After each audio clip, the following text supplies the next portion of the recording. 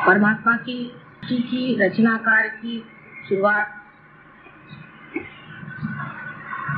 जिस टंकार से हुई उसी को हम ब्रह्मनाद तथा ओंकार कहते हैं। इस टंकार से जो नाद विश्व में फैला वो नाद पवित्रता।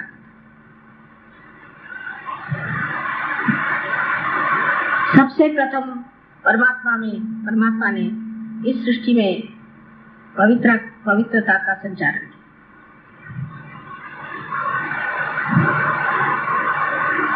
सर्व वातावरण को पवित्र कर दिया। पहले उन्होंने पुनीत किया, जो चैतन्य स्वरूप आज भी आप लोगों को जाना जाता है, आप जान सकते हैं, उसे महसूस कर सकते हैं, उसकी प्रचिति आपको मिल सकती है। वही ओंकार आज चैतन्य स्वरूप आपको भी पवित्र कर रहा है। श्री गणेश की पूजा हर पूजा में हम लोग करते हैं और आज तो उन्हीं की पूजा का बड़ा भारी आप लोगों ने आयोजन किया है। लेकिन जब हम किसी चीज की पूजा करते हैं तो उनमें बहुत सारी विविध स्वरूप की मांगे हुई। कुछ लोग होते हैं कामार्थी होते हैं, कुछ लोग पैसा मांगते हैं, कुछ लोग कहते हैं हमारा कार्य ठीक से हो जाए, कुछ कहते हैं कि हमारी दुनिया में बड़ी शोहरत हो जाए, बहुत हमें फेम मिल जाए, सब दूर हमें बड़ा मान मिले। कोई कहता है कि हमारी नौकरी अच्छे से चली तो अच्छा है, कोई कहता हमारा बिजनेस चलना चाहिए, कोई कहता है हमारे मकान बनने चाहिए। ये सब कामार्थी बात है। और इसी तरह से मनुष्य की मांगे होते होते वो गणेश की पूजन करता है। यहाँ पर जो सिद्धि विनायक है उसकी भी जागृति मैंने बहुत साल पहले की थी। उससे सब लोग उसी सिद्धि विनायक के पास जाकर के हमें ये चीज दे दो, हमें वो चीज दे दो मांगती है। लेकिन ये सिद्धि विनायक ये चीज देने वाला नहीं है, ये वस्तु देने वाला नहीं है। उसके लिए तो बहुत से दुनिया में चमत्कार करने वाले बैठे हैं जो आपको हीरे दे देंगे, पन्ने दे देंगे और आपका सर्वस्व छीन लेंगे। ओंकार स्वयं निराकार, उसका कोई आकार नहीं। सो सर्वप्रथम जो श्री गणेश का स्वरूप था वो निराकार। आज हम उनकी साकार में पूजा करते हैं। लेकिन सहयोगियों को जानना चाहिए कि हमारे जीवन का अंतिम लक्ष्य क्या है, हम क्या चाहते हैं, उसकी पूर्ति हमने की है। Have we fulfilled our destiny? हम किस लिए सहयोग में आए? इसलिए आए कि हमारी तंदुरुस्ती ठीक हो जाए, हमारा बिजनेस ठीक हो जाए और हमें बड़ी मान्यता मिले, इलेक्शन में जीत जाए। ये तो सभी मानते हैं, इसमें कौन सी विशेषता है। लेकिन सहयोगियों को सोचना चाहिए कि आज जो हम एक नए स्तर पे उठ खड़े हुए हैं, एक नए मंजिल पर खड़े हुए हैं, तो इससे हमें क्या पाने का है और हमारी क्या इच्छा है। फिर यही बात आती है कि जिस गणेश को आप पूछते हैं आज साकार में, उसे निराकार में प्राप्त करना है, उसको अपने अंदर प्राप्त करना है, अपने अंदर विराजना है। ये नहीं कि गए उनको फूल चढ़ाए, तो सभी करते, उनको फूल चढ़ा दिया, उनकी पूजा कर ली, माँ की भी पूजा हो गई, गौरी की भी पूजा हो गई। लेकिन उनकी शक्ति आपके अंदर आप संग्रहित कर सकते हैं, उसका आप परिणाम दे सकते हैं। आप उसे अपने चित्त को, अपने मन को, बुद्धि को, वाणी को भी शुद्ध कर सकते हैं और उसके अलावा आप दूसरों को भी ये शुद्धि दे सकते हैं। ये गणेश ही के जैसा आपको हमने बनाया, हमने आपको आत्म साक्षात्कार जिस तरह से गणेश को बनाया गया उसी प्रकार आपको बनाया, उसमें कोई फर्क नहीं, एक ही तरह से, एक ही ढंग से बनाया। लेकिन कहाँ गणेश,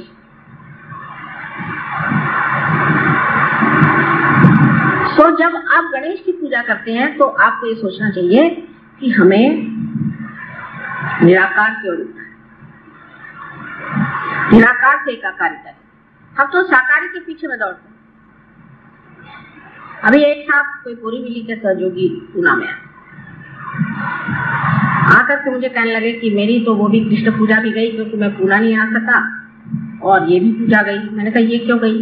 पहले मैं असल में मैं वहां से गणपति लेकर के आता हूँ अपने भाई के यहाँ, और हमारे 3 दिन का उत्सव होता तो गणपति लेके मैं यहाँ आया और वहां की तो पूजा मेरी मिस हो गई। मैंने अभी तक अज्ञान वहीं के वहां बैठा, यहाँ की पूजा मिस करके आप गणपति यहाँ से 10-15 रुपए का खरीद करके ले गए। यानी गणपति को खरीदा भी जाता है, आप हमें नहीं खरीद सकते पर गणपति को तो आप खरीद सकते हैं।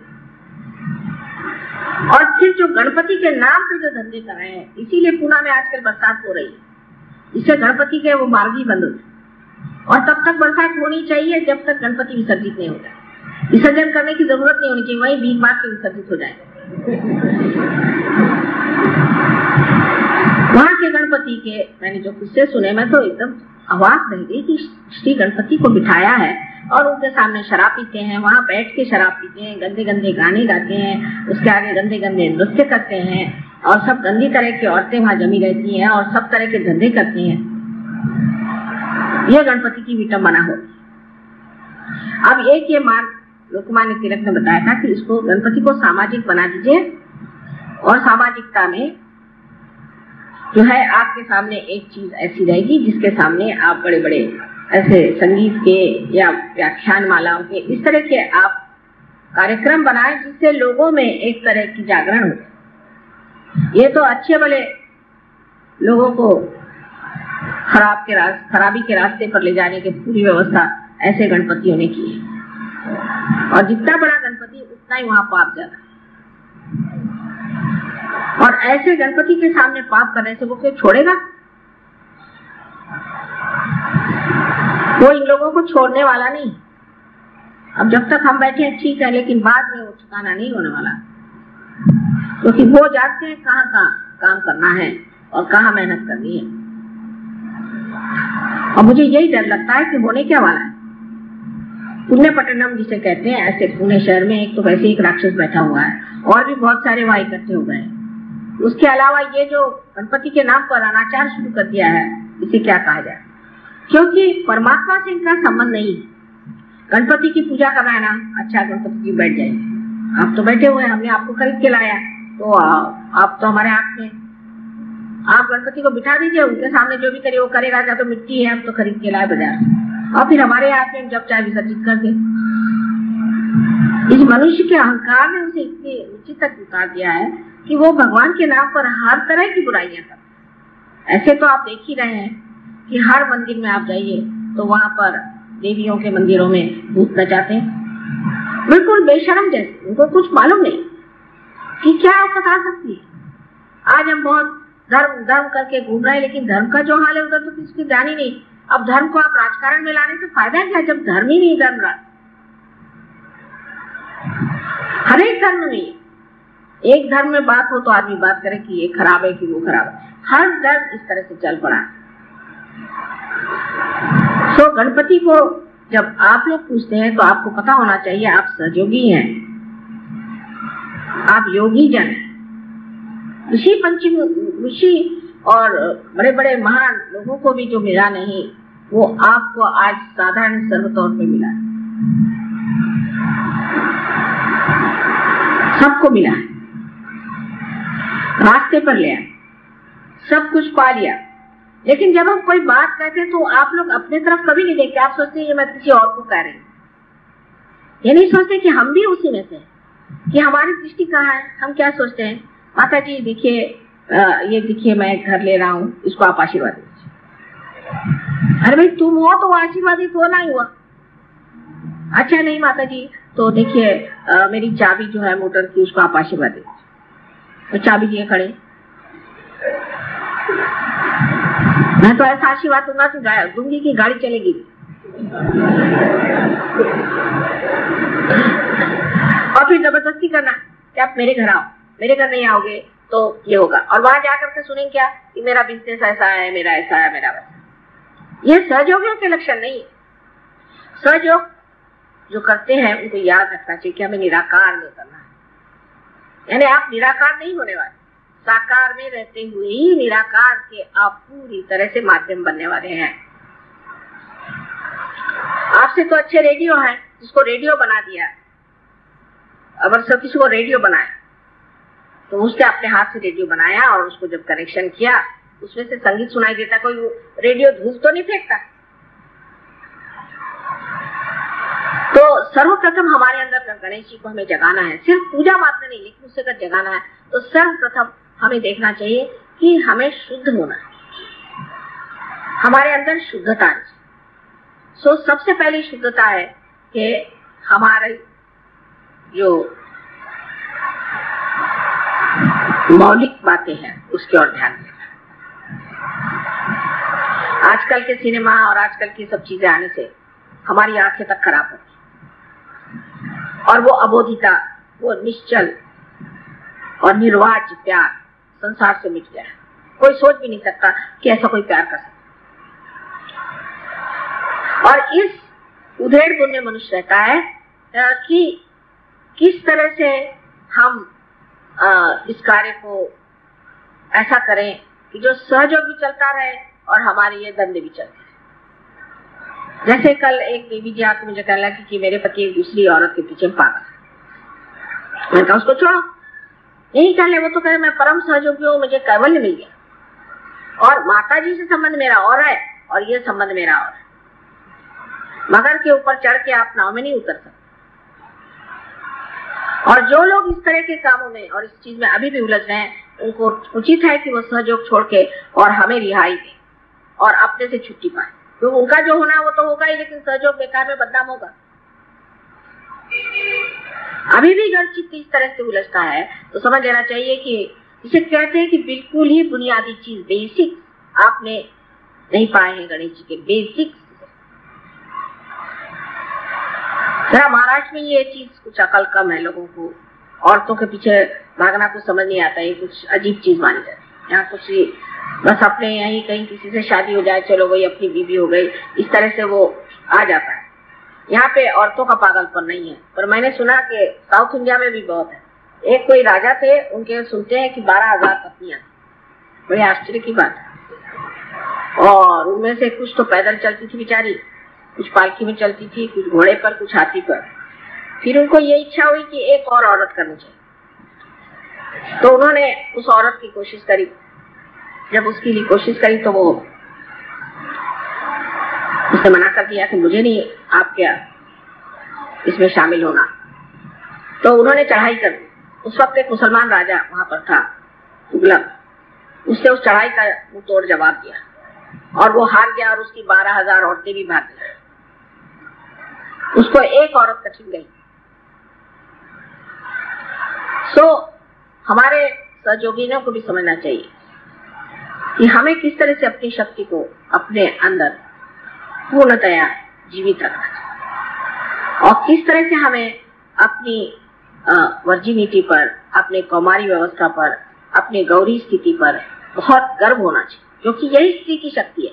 अगर यह स्त्री की शक्ति छिन जाती है तो फिर ऐसी स्त्री किसी काम की नहीं रह जाती और इसीलिए ऐसी स्त्री को कोई पूछता भी नहीं और उसे मानता भी नहीं। हालांकि आजकल आप दुनिया में देखते हैं कि लोग जो है बहुसंख्य लोग, बहुसंख्य ये लोग ऐसी औरतों को मानते हैं जो बिल्कुल मशहूर कहना चाहिए गंदगी से लबालब, जिनमें पवित्रता छुई भी नहीं। सो ये जो बहुसंख्य है ये एक ही मार्ग से जा रहे हैं अपने नर्क की ओर। बहुसंख्य जाएंगे और वहां बहुसंख्यों का जो हाल होने वाला है वो मुझे आज ही दिखाई दे रहा है। बहरहाल आप बहुसंख्य नहीं, आप अल्पसंख्य हैं और आपकी स्थिति और है। इसलिए जान लीजिए कि इस तरह के कामों में उलझना आपको बिल्कुल शोभा नहीं देता। और अभी भी थोड़े थोड़े लोगों में मैं देखती हूँ उनका चित्त इधर उधर बहुत हुआ। यह तो सबसे प्रथम चीज हमें जाननी चाहिए कि हमारी नैतिकता जो है, कम से कम हमारी नैतिकता ठीक होनी चाहिए। अब दूसरी जो चीज हिंदुस्तानियों में है, खास करके जो परदेश में छूटी है, उनका नैतिकता का बल कम है, लेकिन भौतिकता का बल वहाँ जबरदस्त है, क्योंकि उनको भौतिक चीजों में कोई दिलचस्पी नहीं, भौतिक चीज उनको कोई मनोरंजक नहीं लगती। पर हिंदुस्तानियों की तो आके हर एक दुकान में जब तक उसका सब एडवर्टीजमेंट पढ़ के वो न हो जाए तब तक उनको चैन नहीं आता। हर पीछे मुड़ मुड़ के पढ़ेंगे हर एडवर्टीजमेंट, यहाँ क्या मिलता है, वहाँ क्या मिलता है, यहाँ क्या खरीदना, वहाँ क्या। और जब प्रदेश में भी ये जाते हैं तो बाजारी की धुन में बहुत शर्म आती। और जब यहाँ के भी प्रदेश में जाते हैं जो शादी वाले, तो इस कदर भौतिक लोग होते तो समझ में नहीं आता कि उनकी भौतिकता है। गणपतिपुरे में भी ऐसा दिखाई देता है कि लोग यानी ये कि भाई साहब हमें एक चीज मिली है लेकिन अभी तक हमें ये चीज नहीं मिली तो ये भी दे दीजिए। कितना अच्छा सब पैर की ठोकर पे होना। तब आपने कहीं अपनी आंख उस निराकार के ऊपर उठाई कि जहां सारी भौतिकता ठोकर, जब तक ये शान आपके अंदर नहीं आएगी तो आप कहाँ के सहयोगी हो सकते हैं। तुकाराम को देखिए, ठीक है आप जिस पोजीशन में है उसके तरह से रहिए। जैसे राजा जनक थे, राजा थे तो राजा बन के रहते थे, पर सब ठोकरों पे चीजें रखते। और जब तक आपके अंदर ये भौतिकता बंधी हुई है तो आपका पहला ही जो चरण है वो मंदिर में ही नहीं आ सकता। श्री गणेश ठीक है माँ है वो देना चाहती है, क्योंकि इसी तरह से तो मैं जता सकती हूँ कि आपको प्यार करती, लेकिन इसका मतलब नहीं कि मेरे लिए वो बहुत बड़ी चीज है। बहुत बार शब्दों से नहीं कहा जा सकता। मेरे कटाक्ष को आप समझ नहीं पाते, तब हो सकता है चीजों से ही मैं जाहिर करना चाहती हूँ कि मैं आपके साथ हूँ और आप मेरे साथ हैं, आप मेरे बच्चे हैं। लेकिन इसका मतलब नहीं कि आप पागलों जैसे भौतिकता पे लूटे रहे। और कभी कभी तो इतना कमाल होता है कि किसी को कोई चीज दे भी दो तो कहते साहब ये तो चीज मैं पहनती नहीं हूँ, मुझे ये चीज नहीं चाहिए, मुझे दूसरी चीज वैसी मैं पहनती। धन्यवाद। अरे भाई शबरी के जिन्होंने झूठी बेर खाए, विदुर के ना जिन्होंने जाके साथ खाया, ऐसे सब महान हमारे साथ लोग हैं और आपके सामने भी हैं, आपसे कोई छिपे नहीं। तो फिर इस तरह की बातें करना, ओछापन, छोटी चीज, अगर माने छोटी सी भी चीज दे दी तो वो बहुत ऊंची समझ के सर पे रखना, ये तक अगर आपको नहीं आता है तो आपकी सारी फैशन और आपके सब बेकार।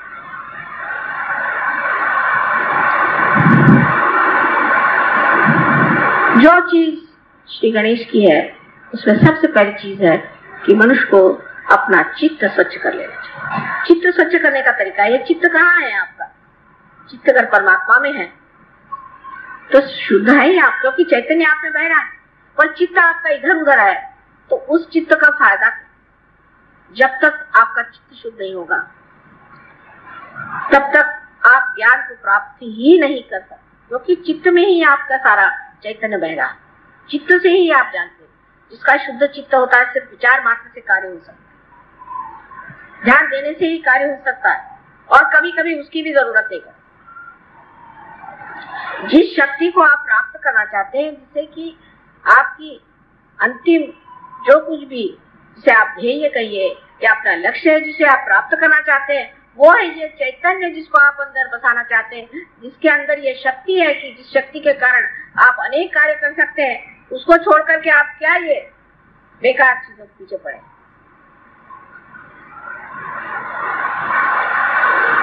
चित्त सारा इसमें रहेगा कि सहयोग में आने से हम कितने रुपए पैसे कमा सकते, नहीं तो क्या क्या चीज मार सकते। उससे जरा ऊंचे उठे तो इस पे चित्त रहेगा कि हम किस तरह से अपनी बीमारी ठीक कर लें।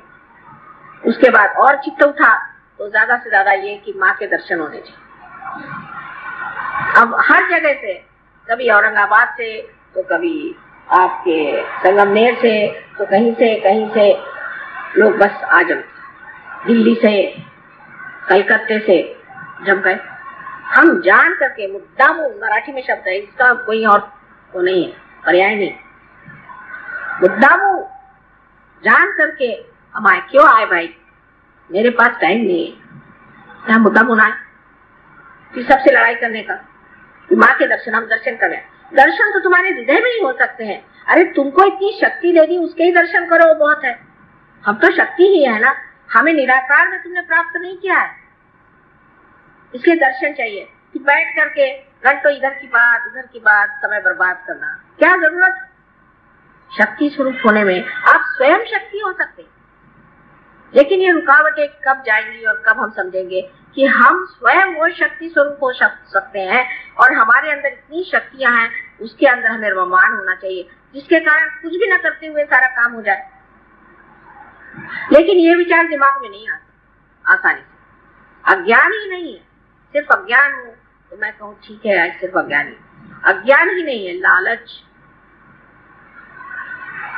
जो जकड़े हुए हमें, और दूसरी ममता माया, ये मेरा लड़का, ये मेरा बेटा, ये मेरी बेटी।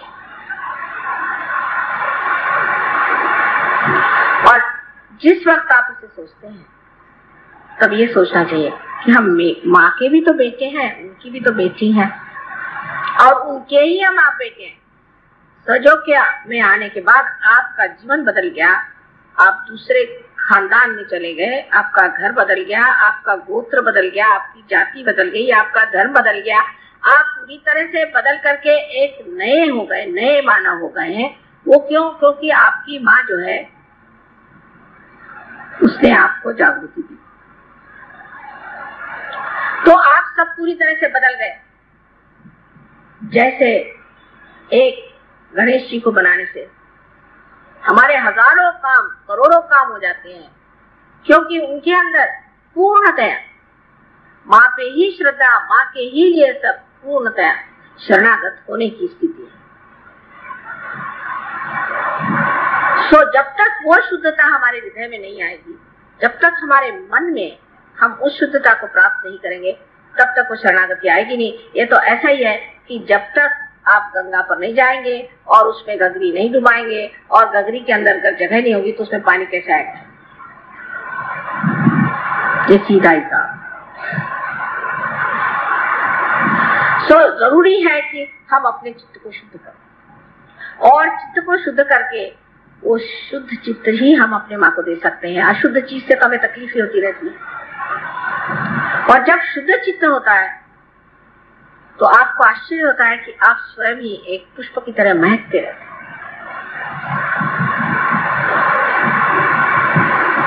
और आपको देख करके मैं भी बहुत प्रसन्न हो जाती हूँ कि हाँ, क्या मेरा बेटा खड़ा हुआ है, क्या मेरी बेटी खड़ी हुई।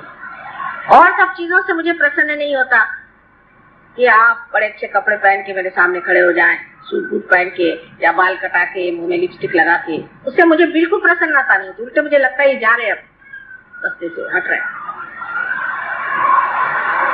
इस तरह की जो आधुनिकता है उसे प्राप्त कर लेना, गणेश के ओर से मुंह मोड़ लेना है, उसकी क्या जरूरत है? वो तो पुरातन है और हम भी बहुत ही पुरातन है। इसलिए अगर आप हमारे बेटे हैं और हमारी बेटियां हैं तो जिस संस्कृति को हम पुरातन मानते हैं उसी से आपको चलना होगा और रहना होगा। और इसका नजारा बहुत खराब दिखाई देता है। लोग बात हमसे खुद कहते हैं, जो फॉरेन के लोग हैं जिनको कि उनके समाज ही में अत्यावश्यक है, वो तक कहते हैं कि माँ तुम परमिशन दे दो तो हम लोग सब साड़ियां पहन के घूमेंगे, कुर्ते पजामे में पहन के घूमेंगे। लेकिन हमारे यहाँ उल्टा।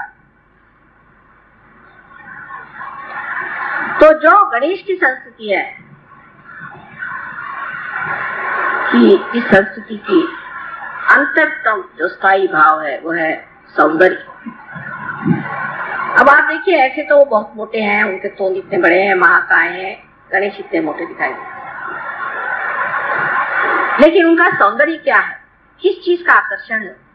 लोकमान्य तिलक ने क्यों गणेश जी की मूर्ति को कितना, ऐसे तो महाराष्ट्र में विट्ठल विट्ठल ही लोग करते रहते हैं सुबह से शाम तक, वहां से विट्ठल भी उठ गए। यहाँ तो विट्ठल की बीमारी है सब, तंबाकू खाकर। लेकिन क्यों लोकमान्य तिलक ने श्री गणेश को ही चुना, और क्यों वही सारे सृष्टि की जितनी भी सुंदरता है उसे बनाते हैं? उनका कौन सा स्थायी भाव है जिसके बगैर श्री राम, श्री कृष्ण, ईसा मसीह या बुद्ध या कोई भी नहीं सौंदर्य में उतर सकते थे। वो कौन सा उनके अंदर भाव था? उनके अंदर वही बाल्य स्वभाव, एक बालक का स्वभाव, इसमें अबोधिता, इनोसेंस पूरा इनोसेंस इसके अंदर भरा होता है। यही चीज जो है सबसे मोहक और सुंदर होती है, न कि आपकी चालाकी और आपका बनना ठनना। ये कोई मोहकता, ये तो 2 क्षण की बात है। एक मुंह पे लोग अच्छा बोलेंगे, पीठ पीछे बुरा कहें, लेकिन जो अबोधिता श्री गणेश की है, वही सारे सौंदर्य की सृष्टि सारे संसार में। तो सारे सृष्टि का जो रूप है वो श्री गणेश की कार्रवाई, उनकी जो बालिश बातें हैं। श्री कृष्ण का भी वर्णन वही सबसे अच्छा लगता है जो सूरदास ने किया है। युक्त वक्त चलते थे, ऐसे पैर से पैंजन उनके बजते थे, गिर जाते थे, और आश्चर्य की बात है कि वो शीशे में अपना स्वरूप देख करके बड़े खुश होते थे, हालांकि वो विश्व के करता है। जहाँ उन्होंने अपनी माँ को अपने मुंह को खोल करके और सारे विश्व का दर्शन कराया, और बच्चों जैसी जो बातें करते। श्री राम के लिए भी यही कहा था। ईसा मसीह के बारे में लोगों ने उनका बचपन बताया नहीं, लेकिन उनका बचपन श्री गणेश के रूप में आप जान सकते हैं। और इसीलिए जहाँ जहाँ बचपन का लोगों ने उल्लेख नहीं किया तो बड़ी भारी गलती कर गए, क्योंकि ऐसे लोगों में आनंद और उल्लास नहीं होता, रोने धोने का धर्म बन गया। जैसे आप देखते हैं कि जैनियों में है रोने धोने का धर्म, बुद्ध मार्गियों में रोने धोने का है, मुसलमान लोग रोने धोने का, बाप रे बाप, उनका तो भगवान ही बचाया। और ईसाइयों का तो बहुत ही रोने धोने का। ईसा मसीह ने सबके लिए अपने को क्रूस पे टांग लिया और सबके पापों की क्षमा मांग ली एक बार। अब आपको आश्चर्य होगा, ऐसी ऐसी जगह है जहाँ ईसा मसीह को तो टांग नहीं सकते, तो खुद ही टांग लेते हैं, और बड़े प्रोसेशन के साथ वो टंगा हुआ आदमी सब दूर घुमाएगा। बताइए, इस तरह के तमाशे करने से क्या आप ईसा मसीह को प्राप्त कर सकते हैं? सो जो आनंद है, उस आनंद के प्राप्त करने के लिए सर्वप्रथम आपको गणेश जी जैसे होना चाहिए। उसकी ओर कौन ध्यान देता है? आज पूजा के बाद भी क्या आप सोचेगा कि माँ ने हमसे बताया कि हमें गणेश जी जैसे अबोध होना चाहिए। चलो कोई आपको ठग भी, हमें भी बहुत लोग कहते हैं कि माँ बहुत सीधी हैं, आप बहुत भोली हैं, आपको लोग ठग लेते। मुझे ठगने वाला अभी तक पैदा नहीं हुआ, लेकिन मैं अपनी माया में उनको जरूर दिखाती हूँ कि तुम थोड़ी देर मुझे ठगो, इससे मैं जानू तो कि तुम कैसे ठग हो। नहीं तो मैं जानूंगी कैसे कि ठगी क्या होती है, क्योंकि मुझे तो मालूम ही नहीं ठगी चीज क्या होती है। जब ये मुझे ठगते हैं तब मुझे पता रहता है कि ये ठग है और ये ठगी होती है। फिर उधर चित्त देने से वो ठग भी खत्म हो जाता है और ठगी भी खत्म हो जाती है।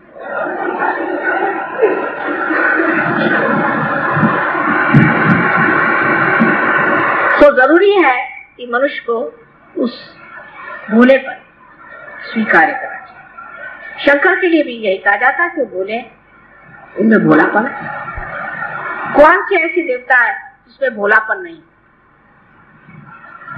देवी के लिए कहते हैं कि जिस वक्त उनको बहुत क्रोध आया और उन्हें सारी सृष्टि का संहार करने का विचार कर दिया, बिल्कुल तंग है, तब सब लोग ने हाहाकार मच गया कि जब माँ ही बिगड़ गई तो अब क्या होगा हमारा। और सबको लगा कि अब तो हम सर्वनाश हमेशा के लिए हो जाएगा और फिर से सृष्टि की रचना ही नहीं। उस वक्त शंकर जी को एक बात सूझी कि उन्हीं के बच्चे को उनके पैर के नीचे में डाल दिया पहले, कि तोड़ना है तो इसी बच्चे को तोड़ो। इतनी बड़ी जीव उनकी निकल आई, बाप रे, मैं अपने बच्चे को ही मिटा रही। ये बच्चों की तरफ से जो हमारे लिए एक तरह से प्यार, आह्लाद, एकता और जो जिसे हम कहते हैं एकाग्रता, समग्रता, ये प्राप्त।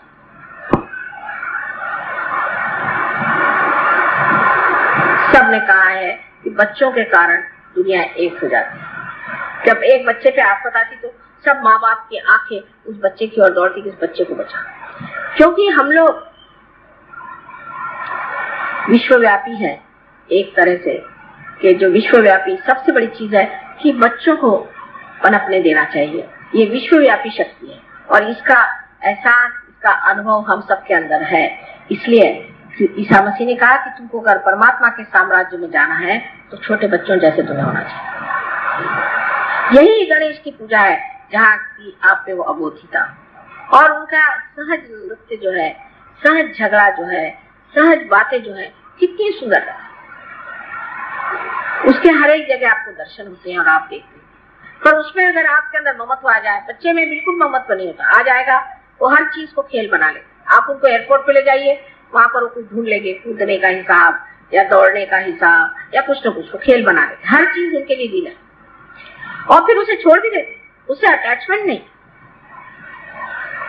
उसके साथ जुटापन नहीं है कि ये खेल मेरा है। जब ये हो जाता है तो सोचना चाहिए कि बच्चा जो है इसमें अभी बहुत बच्चापन नहीं रहा। जो बच्चा होगा वो तुमको चाहिए वो 3 बार ला के, कोई खेल खेल रहा है छोड़ के भाग जाएगा दूसरा। उसको किसी के प्रति ये नहीं लगता है कि इससे हमें चिपकना चाहिए या कुछ रहना चाहिए। वो जो भोलापन है, उस भोलापन में जो एक चीज की न्यूनत्व है जो आप पे पूरी हो गई है कि उनको कोई ज्ञान नहीं, बगैर ज्ञान के भोलापन, लेकिन आपने ज्ञान को पाया है और उसका सरताज आपका भोलापन। इतने बड़े ज्ञान को प्राप्त करके भी अगर हमसे उस चीज की प्राप्ति नहीं हो सकती, उस गणेश की श्रद्धा और उसकी समर्पण शक्ति को हम प्राप्त नहीं कर सकते, तो बाकी सब करना तो व्यर्थ ही है एक तरह से। मेरे ख्याल से बिल्कुल ये कुछ मशीन की बात है। मंत्र कह डाले गणेश के, फिर ये क्या। मैं तो सोचती हूँ कि हर एक पूजा में इतने बार हम गणेश को पूछते हैं और कहते हैं ठीक है उनका मंत्र जरूर कहा करिए, लेकिन मेरे ख्याल से गौरी की पूजा नहीं ठीक रहेगी। वो चालना देती, वो कुंडलिनी है, वो आपको उठाती है। गणेश को आप साकार ही में देख सकते हैं, अभी निराकार में देख नहीं पाते हैं क्योंकि अभी तक आपने गौरी का संचालन नहीं किया और गौरी का आश्रय नहीं लिया। आप सिर्फ गणेश को देखना चाहते।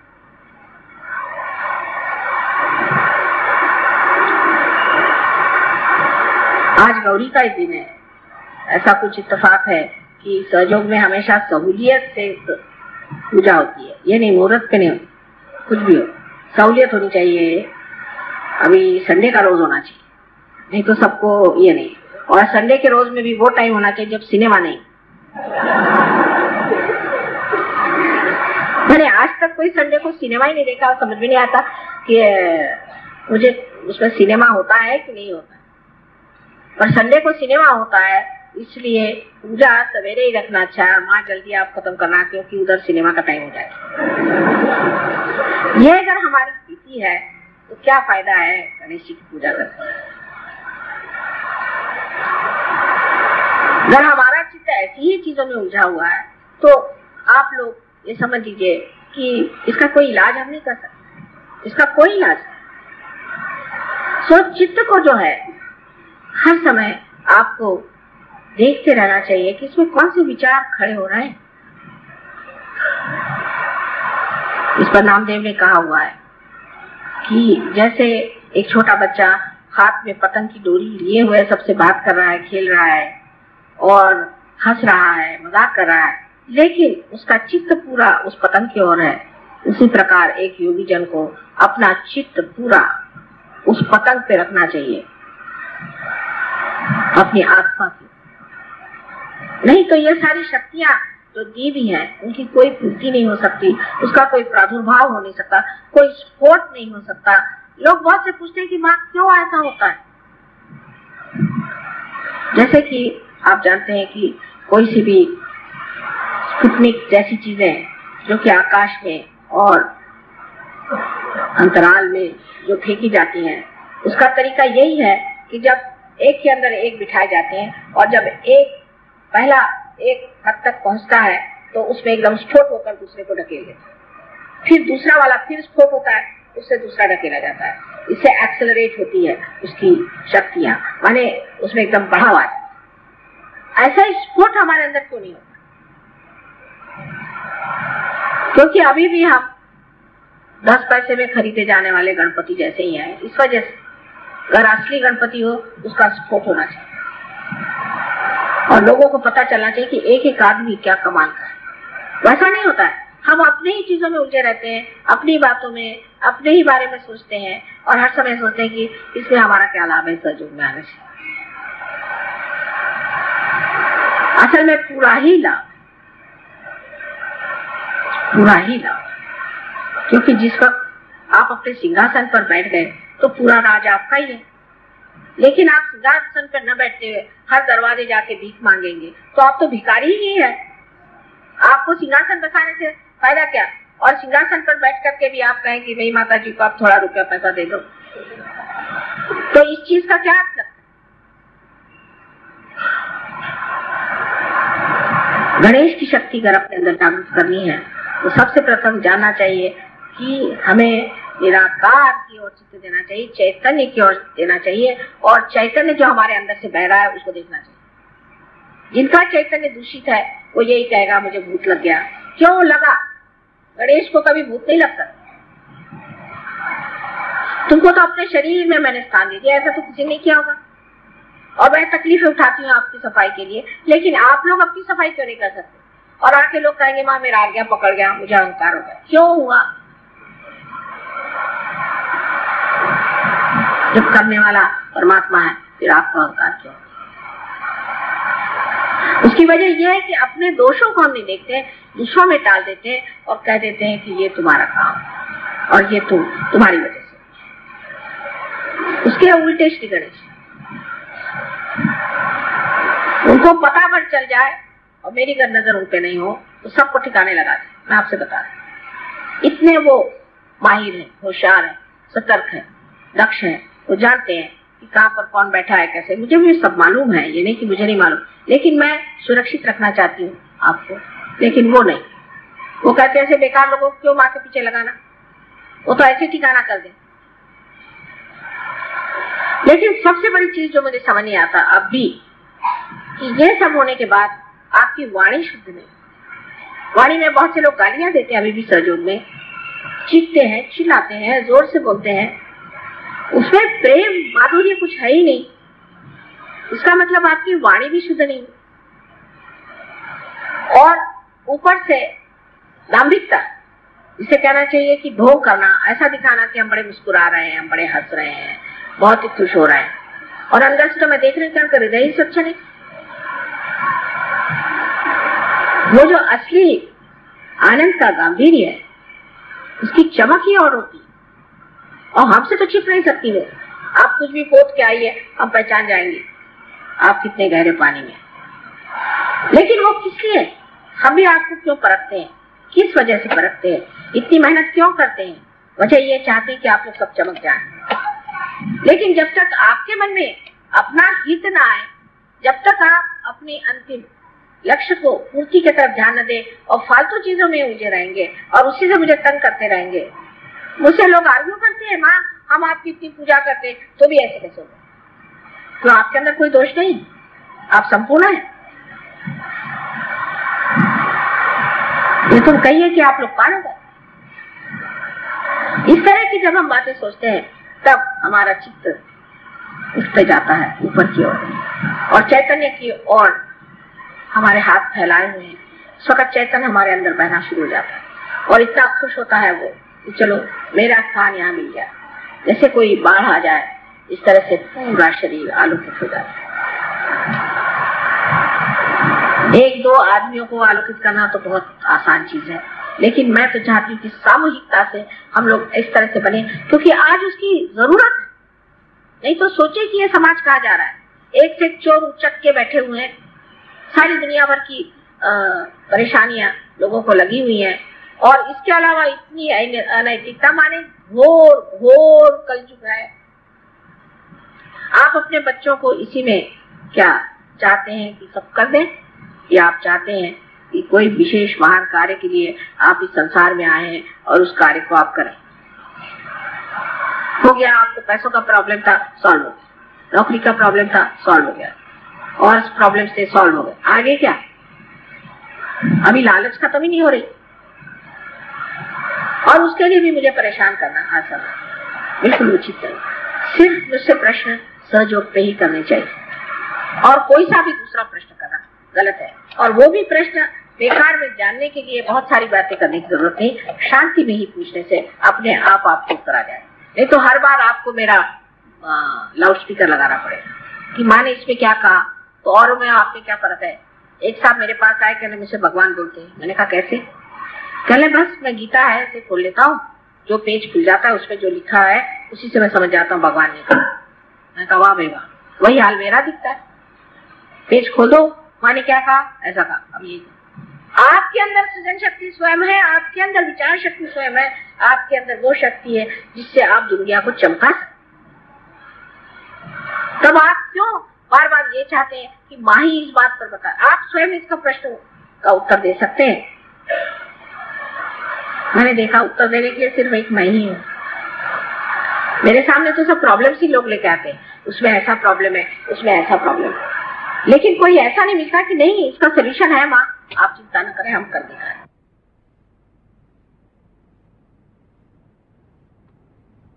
उसमें सिर्फ शक्ति का संचार होते ही वो चीज कुछ और ही हो जाती। जैसे ये चीज बेकार है, उसमें जैसे शक्ति का संचार हो गया, आप लोग मुझे सुन रहे हैं। इसी प्रकार कोई सी भी चीज जिससे हम कहते हैं कि जो व्यर्थ है, उसमें शक्ति का संचार होते ही वो कमाल की हो जाती है। आपको अपने बच्चों से प्यार है, अच्छा उनमें शक्ति का संचार करो, वो बच्चे कमाल के हो जाए, हो ही जाएंगे। अगर आपको अपने घर से प्यार है, चलो उसमें शक्ति का संचार करो, मंदिर हो जाए। आपकी बुद्धि में अगर कोई दोष है या आपको हर समय सवालात बहुत आप दिमाग में लाते हैं, अपने उसमें शक्ति का संचार करो, सब चीज का उत्तर आपके सामने आ जाए। आपको मुझसे पूछने की जरूरत क्या? शंकराचार्य, आज शंकराचार्य को क्या मैंने जाके बताया था? तुकाराम को क्या मैंने जाके बताया था? सबसे तो बड़ा ज्ञानेश्वर जी को, और उनकी किताबें पढ़े तो आश्चर्य लगता है, कभी उन्होंने मुझे साकार स्वरूप देखा नहीं, लेकिन उन्होंने उस शक्ति को भर दिया जो उन्हें दी थी, और उस शक्ति के स्वरूप उन्होंने क्या कैसे कहा चीजें रखी। अगर आप अभी भी इसी साकार स्वरूप से ही तृप्त है, आगे नहीं बढ़ सकते। आपको निराकार में हमें प्राप्त करना होगा, जिससे कि आपके अंदर की सृजन शक्तियां बढ़े। इसी को हम मानते हैं कि जो श्री गणेश को लोग कहते हैं कि हमारे महागुरु, उसकी वजह यही है कि उनकी शक्ति के संचार से हम स्वयं ही गुरु हो जाते हैं। हम कितने बार कहते हैं हम स्वयं के ही गुरु, लेकिन ऐसे कितने लोग हैं मुझे नहीं दिखाते जो अपने टांगों पर खड़े हुए कह सकते हैं कि हाँ माँ ये चीज है, इसका हमारे पास उत्तर है, हम ही को इसका उत्तर मांगो। और जब वो देने लग जाते उत्तर, तो ऐसे उत्तर होते हैं कि सभी दुनिया निरुत्तर हो जाती, क्योंकि जो उत्तर देते हैं इतने अहंकार भरे, इतने बेवकूफी के और इतने निम्न स्तर के होते हैं कि समझ में नहीं आता कि ये सहयोगी है कि कहाँ जाते। अश्रद्धा वालों को नुकसान होता है, ये बात है, नुकसान भी होता है और उनको सीखना पड़ता है, उनको बहुत से लेसन्स लेने पड़ते हैं, समझ लीजिए। लेकिन वो भी होने के बाद, वो सब होने के बाद भी आप अगर जिंदगी भर स्कूलों में ही पढ़ते रहे तो आपको नौकरी कैसी मिलेगी? हर ईयर आप अगर फेल होते रहे तो आपको नौकरी मिल ही नहीं सकती। परमात्मा आपको क्यों अपना नौकर बनाएगा? क्योंकि आप कहते हैं प्रभु तुम मुझे अपना माध्यम बनाना। भाई वो भी तो सोचते हैं कि माध्यम किसे बनाया जाए। ऐसे डिफेक्टिव लोगों को क्या जरूरत है माध्यम बना करके हर बार आफत हो, उनकी गाड़ी नहीं चल सकती। हम उनके माध्यम बनने के लिए हमारे अंदर सारी शक्तियां हैं, हमारे अंदर जागृति है। हम उसके बारे में जितना जानते हैं कोई भी नहीं जानता था। सहस्त्रार के बारे में किसी ने लिखा तक नहीं, वो तक हम जानते हैं। सारी चीज आज हमारे सामने पुस्तक के जैसे खुली हुई है। लेकिन इसका मतलब नहीं कि पुस्तक को पढ़ने से हो जाएगा या मंत्र के कहने ही से आप शक्तिशाली नहीं हो सकते। मंत्र का जो स्थायी भाव पवित्रता है और उसकी फेंक, जिसे कहते हैं कि कहाँ नजर है, जब तक दोनों चीज में सामंजस्य नहीं आ जाए, जैसे कि हाथ में पतंग हो और उड़ान उसके ऊपर हो, इसी प्रकार जब तक आपके जीवन में ना हो कि हमारी उड़ान का। बहुत से लोग ये जरूर कहते हैं माँ हमें गॉड रियलाइजेशन कब हो, इसका कोई मैं लिख के दे सकती हूँ गारंटी, और दूसरी मर्तबा रहे वहां किसी की बुराई करने लगे। साधा एक क्रोध जिस आदमी को कंट्रोल नहीं हो सकता, वो क्या सहयोग करे? कृष्ण ने क्रोध को सबसे पहले कंडेम किया, सबसे बुरा बताया। क्रोधात भी जाए, क्रोध सबसे खराब चीज, सम्मोहन लाने वाली चीज। सो हमारे अंदर जो गणेश की शक्ति है उसे जागरूक करने में ये सोचना चाहिए हमें पवित्र हो, और पवित्रता में उनका सौंदर्य स्वरूप जो भोला स्वरूप हो लेना नहीं। फिर वो कहेंगे ठीक है हम गणेश है, हम हाथ में परस लेके जिसको मारते थे, वो शक्ति आपके पास नहीं, वो परस आपके हाथ में नहीं। वो जिस दिन आपके हाथ में आएगी तो आपके हाथ में परस दिया जाएगा। अभी जिससे आप मार रहे हैं वो आप ही का भूत आपको मार रहा है। आप भूत हैं जो आप चीख रहे हैं, चिल्ला रहे हैं और गुस्सा कर रहे हैं, दूसरों को मार रहे हैं। ये गणेश शक्ति होनी चाहिए, क्योंकि आपको पता ही नहीं आप किस पे चिल्ला रहे हैं, क्यों चिल्ला रहे हैं, क्या कर रहे हैं।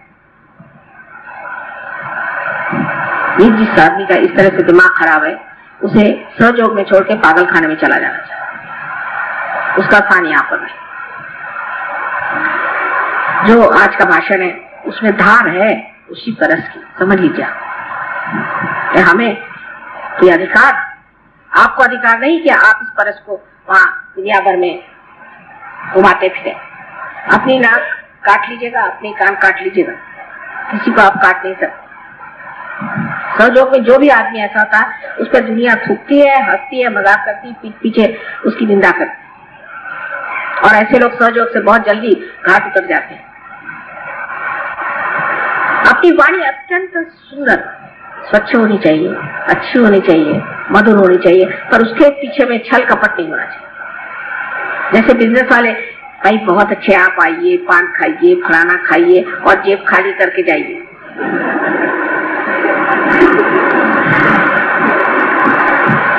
हृदय, बात हृदय से कहनी चाहिए, और जब हृदय से बात कही जाती है तो बड़ी गुणग्राही होती है, क्योंकि हृदय जो है यही सब चीज को समाता है, वही चीज हमेशा के लिए सनातन हो जाती है।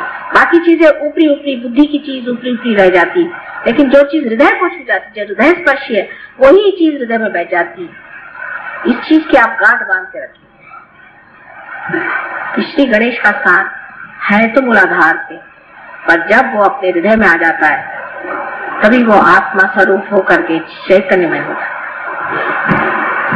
आत्मा जो है वही श्री गणेश, और वही श्री गणेश जब हमारे हृदय से प्रकाश देता है वही वो फिर चैतन्य।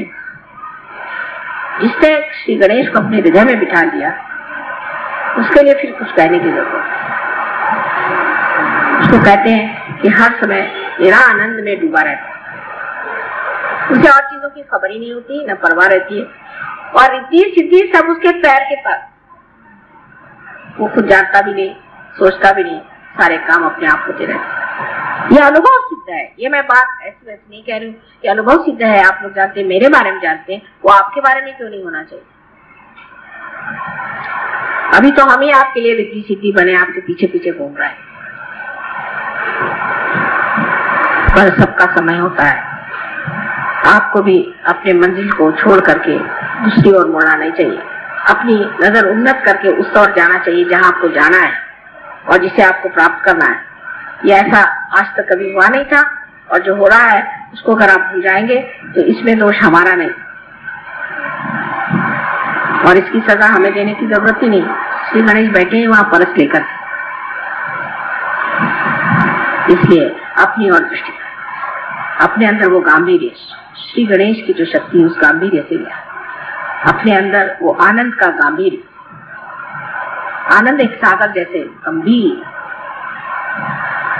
जैसे ऐसे गंभीर आत्मा को देखते ही मनुष्य पुलकित हो जाए आनंद से, फिर तो आप ही के दर्शन से काम हो जाएगा, मेरी तकलीफें बहुत कम हो जाए, तो वो स्थिति आनी पड़ेगी। और आज यही एक निश्चय करके आप पूजा करें कि वही हम स्थिति लाने वाले हैं। और आज विशेषकर गौरी की पूजा, कुंडलिनी की पूजा, जो हमें शक्ति चालना देती है, जो गणेश को ही वो शक्ति देती है जिसके कारण वो चलायमान है, और अब निराकार स्थिति से साकार आकर के और आप लोगों के साकार स्वरूप से ही वो आपको निराकार में उतार सकते हैं, वही वो गौरी शक्ति। तो हम शक्ति के पुजारी हैं। और जो शक्तिशाली नहीं है, निशक्त है, जो अपनी शक्ति की पूजा नहीं करता और जो अपने अंदर वो शक्ति को जगाता नहीं है और उसमें रममान नहीं होता और उसका प्रकाश नहीं देता है, उसके लिए अपने को सहयोगी कहना व्यर्थ। ऐसे तो बहुत से बंदर और गधे मिल सकते हैं जिन पे मैं लेबल लगा दूं सहयोगी सहयोगी, सहज गाड़वी, सहज फलाने, सो क्या वो हो जाएंगे?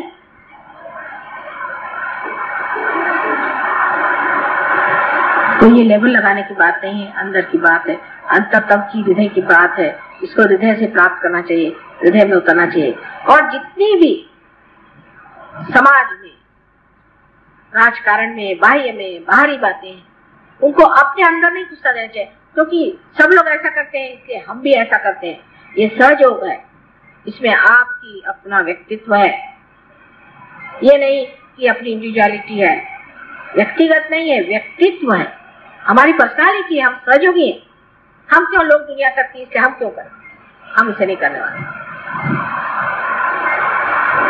जब तक आप लोग इस हिम्मत के साथ आगे नहीं बढ़ेंगे, सहयोग यहाँ पर कोई पहाड़ नहीं खड़े कर सकता, कोई दलदल शायद खड़ी हो जाए तो हो जाए।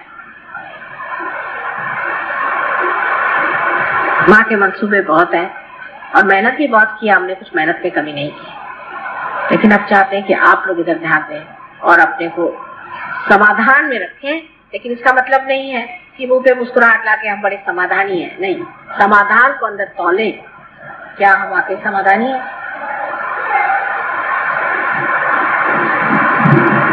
आशा है आप लोग सब पूरी तरह से ध्यान करेंगे और ध्यान की ओर अपना पूरा सर्वस्व लगाएंगे,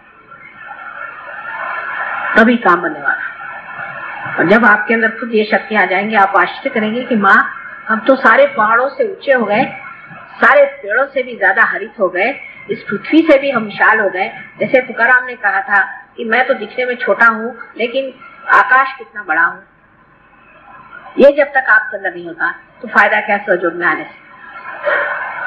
आज की बातों पे आप कृपया ध्यान दें और उधर चित्त करें और पूरे मन से आज यही पूजा करें श्री गणेश की कि हम गौरी माँ के सहायक से, उसकी शक्ति के साथ उस निराकार में जहाँ हम पूर्णतया आनंद में रहे और हमारे रोम रोम में वो शक्ति ऐसी बहे कि लोग दुनिया में जाने कि सहयोग ने क्या कमाल। अपने कमाल को पूरी तरह से हासिल कर लेना से एक्सेलेंस कहते हैं, वो चीज आप में आनी चाहिए। सहयोग में हमें एक्सेलेंस आया है या नहीं, ये खुद आप जज करना चाहिए आप। और हर एक आदमी कर सकता है, उसको पढ़ने लिखने की, किसी चीज की, किताब की, किसी चीज की जरूरत नहीं, सिर्फ शुद्ध इच्छा की जरूरत है, जो हमें अपने अंदर रखना चाहिए। आशा है आज पूजा में आप लोग इसे प्राप्त करें।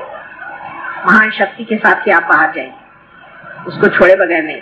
छोटी छोटी बातें जो भी मन में उभरे कि मेरा ये ठीक हो जाना चाहिए, वो सब छोड़ छाड़ के आज उसी महाशक्ति को प्राप्त करें, सब अपने आप ही ठीक होने वाला है।